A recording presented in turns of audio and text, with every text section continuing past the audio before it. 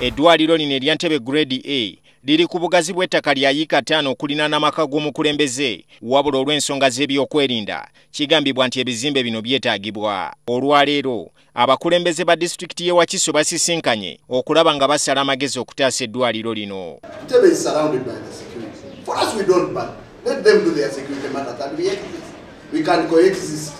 If they say they exist without us, we shall fight them. Within our means. By the way, I want to be very clear. Quote me on this. I am Matia Wangabwani.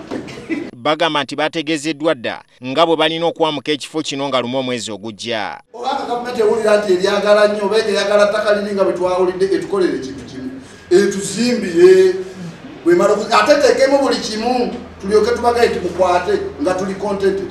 Bweba talina kye yatuwadde tetuwaayo grade ewasobola. Bwe tunaaba tuzze ku nsonga zino bwe munaga nti ezo z'abannabyabufuzi, then that is how we shall go. Nga tuli mu ntebe wano tugambye tetuwaayo dwali. Kakati bo bakozese amaanyi gaabwe naffe tukozese amaanyi gaabwe. Kigambibwa nti omuwandiisi w'enkalakaliro okuva mu minisitule y'ebyobulamu Dr. Asumani Lukwago ye yabalagidde okuvaawo mu bwangu. Era ebbaluwa gye nnina wano yagenze wakaawo nga superintendent akootinga butereevu nti according to a telephone conversation from my PS bandagidde nga lumu mpeeyo ki ekiwulire. Kakati oba weebuuza PS omulamba watuukira okugamba nti eddwaliro ligende ku foni kitegeeza naye alina obuzibu. Wabula tutegezeddwa ng'amaka g'obwa pulezidenti bwe gamaledde okufuna ebbaluwa okuva mu minisitule y'ebyobulamu ebakkiriza okutwala eddwaliro lino. Eddwaliro lino bwe linaatwalibwa lya kukozesebwa okujjanjaba abakungu singa baba nga bafunye obuzibu. Kigambibwa nti eddwaliro lya Grade B erinaaba lisigaddewo ligenda kulongoosebwa lisigale nga lijjanjaba abantu mu ngeri ey'olukale.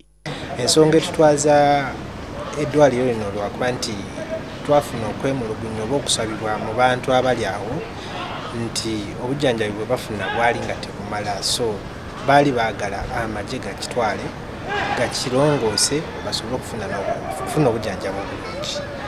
Ekyokubiri nti tugezako okukigaziya ate okukirongoosa kibeere ku mutindo tusobole n'okulabirira oba okujjanjaba abantu bewandiise VIPs ababajjise okutukyalira n'abo abali muno.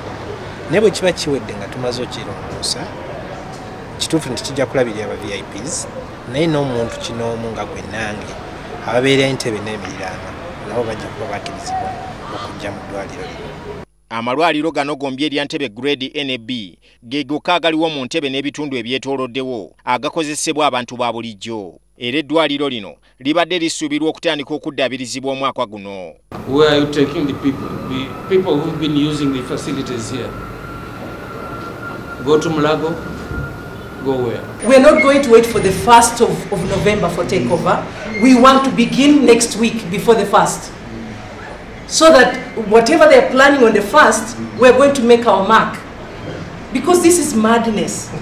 Lino ly'eddwaliro lya Ntebe Grade A eririraanye amaka g'omukulembeze w'eggwanga era nga kati we twogerera liri mu nkaayana wakati w'abakulembeze ba Wakiso District n'Entebe abalirwanira okuba nga teritwalibwa wabula ng'ate waliwo abagamba nti lyetaaga litwalibwe lisobole okuba nga liddaabirizibwa mu ngeri ezimu oba endala. Dini Lubowa Sava, NTV Akawungeezi.